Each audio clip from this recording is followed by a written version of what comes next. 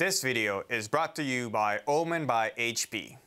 Hey guys, I'm Arda Ocal here with Jonathan reinforced Larsson. We are hot off the heels of the Overwatch World Cup at BlizzCon.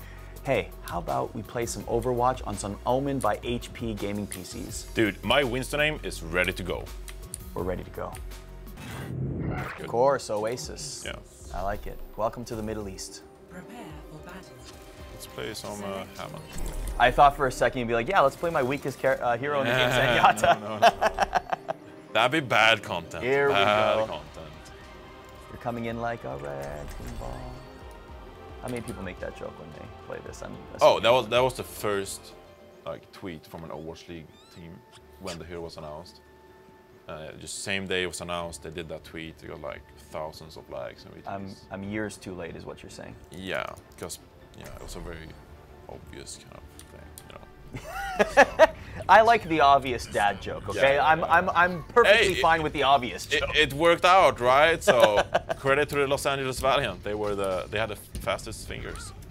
Yes, exactly. There you go. This is a fun hero to play, though. Like just roll in terms of just rolling around. If you're playing for fun, it is a very fun hero, right? Yeah, it is a really fun character, and it's very unique as well because we don't really have anything like Wrecking Ball in Overwatch besides him, and so the developers decided to just really have fun with it and introduce something very unique. And this is the result of it. You can boot people around, and you can just go up into the air like this and do a pile drive onto the enemy team. It's just frustrating to play against, I'll tell you that much, but it's really fun if you can learn the character and get into it.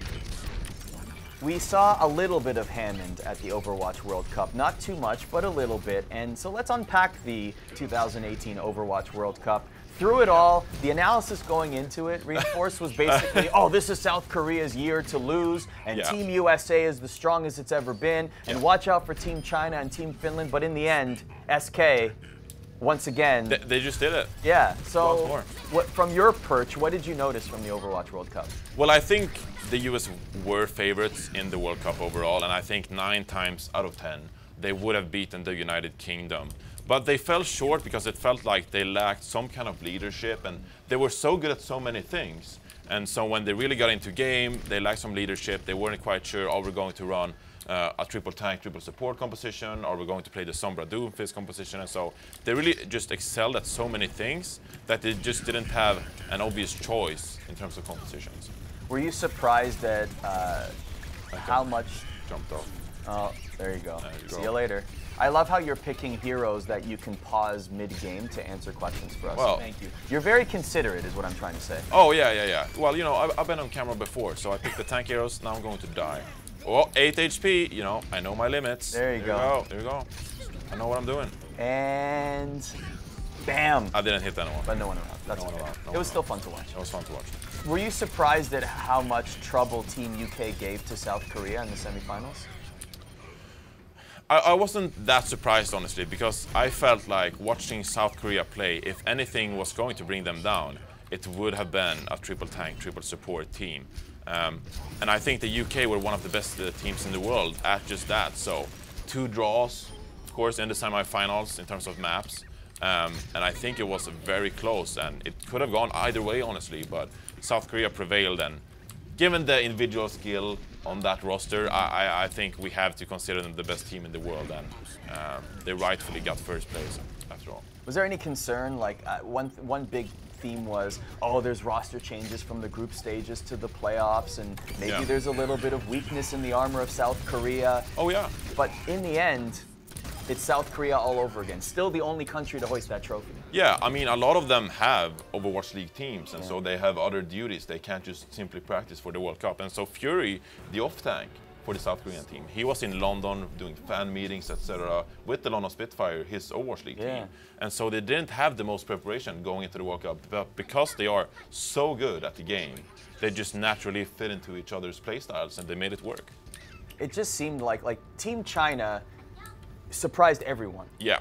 Getting to the finals the way that they did, and they love to keep their opponents on their toes, right? It's like, off-meta decisions, really surprising and shocking the opponents. But it seemed like as soon as they ran into South Korea already had an answer, a counter to the counter, so to speak. Well, actually, those two teams were practice partners going into the World Cup, so they had a lot of experience playing against each other. And I think it showed as well in China's performance throughout the World Cup that they learned from South Korea leading into the World Cup and put on a display that no one really expected. We thought that China would go out in the quarterfinals against Finland, but instead they went all the way to the grand finals, and I think everyone was happily surprised, honestly, because China is a team or a region that has been struggling, and this was their World Cup, so to speak, and I think moving forward, that's going to be a country to look out for. Yeah, definitely. Who are some of the players that you watched during the World Cup and you said, you know what, I can see this person on an Overwatch League team next season? Oh, Gu Shui has to be the pick. The main tank for Team China. He was amazing throughout, and just the pace at which he plays, because main tank is a lot about making decisions, right, in the moment.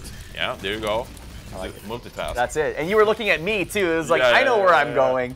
And Gu Shui, this once or twice. Yeah, so Gu Shui really, the way he makes his fast decisions in game is really impressive, because it's not like, okay, let's do this one thing, this fight. He is continually making decisions in the game. So like, jump here, put bubble here, now I jump here, and he's always making these quick decisions. And that really impressed me as a former main tank player as well, just the pace at which he makes constantly perfect decisions. Yeah. What about Fusions from Team UK?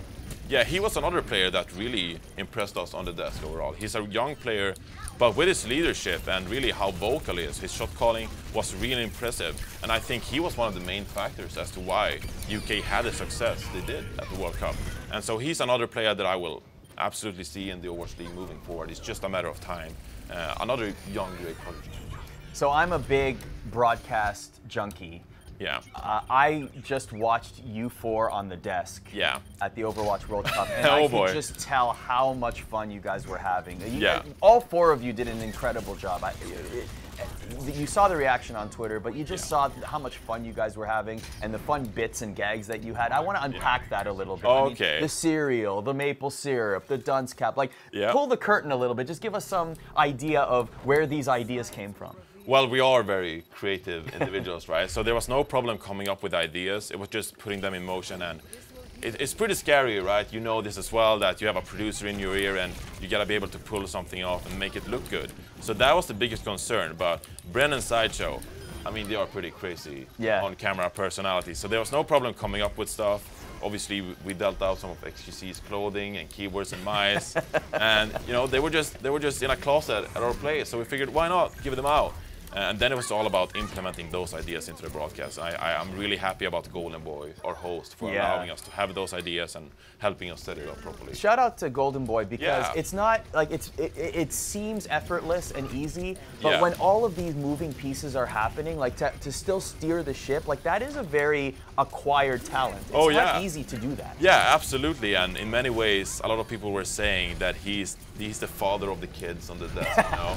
And I think he did a great job. Right, there was a lot of things to take care of. He has a producer in his ear. He has to move the show along, but he really gave us room to shine on the desk, and I'm really happy about everything we did this weekend. Sideshow is very much he's got a great sense of humor and the comedic timing, especially when he was pouring the milk. That was my favorite part of the whole desk. Was he has the milk and he's like, well, obviously, as one would do, and he takes the milk and he's just looking at the camera with like a deadpan expression. And he's perfect. So talented, right? Because he came up with that literally 30 minutes before we did it on the camera. So I mean, constant ideas flowing, and the way Sideshow implemented it, and Bren had some input like, oh, I want to be in this segment, and we're just naturals, I suppose, the way it worked out. Yeah, totally. So in terms of preparation, when you are putting together your notes, when you are getting prepared for this giant event, how far ahead are you starting to prepare, and what goes into that prep? Well, roughly a week before the event, we started researching all the players and the teams. Victory! You know, victory, there we go again. Like which hero pool, which players have, like are they good Genji players, good soldier players, etc. And we just try to research all of this information so we can easily provide it on the desk. Then we have some team meetings with the teams themselves, and we talk about storylines, like what got you into gaming, how are you feeling, what's your preparation going to the World Cup? How much time would you have with each team? Oh, we had roughly an hour with each team, I'd say, before the tournament. And so it's all about how's your preparation going into the World Cup, etc. And then it's all about playing telling storylines, right? Like the emotional outcome of the tournament. Are you going to be satisfied going out in the quarterfinals, or is it all about the gold medal? Yeah. So it's all about telling storylines in a good way. Are you finding that those teams are tight to the vest in terms of information, even when they're with you, the broadcasters, or are they very forthcoming to be able to tell the stories on the desk? It depends on the team, really. Some teams, they're like, we need to keep things secret. We have strategies we don't want to unveil. And some other teams, like Team UK, they were really nice to us and said, this is how it goes. We're facing USA. We are the underdogs. And we got some prepared strategies, but we're just going to have fun with it and enjoy the experience, because BlizzCon is once of a lifetime sort of event, right? And so they just made the most out of it. Yeah. With Team UK, were they calm in the meeting?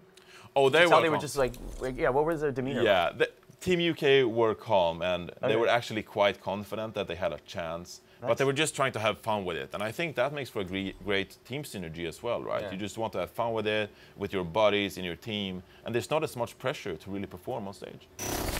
I think I've gotten enough play of the game here. Is it your time to take over? And I'll do some coaching. Okay. Is that good? Okay, I think so. You're confident? I mean, there's not much to coach. I'm really good. You're really good? I mean, have you seen my rating? We'll see about that.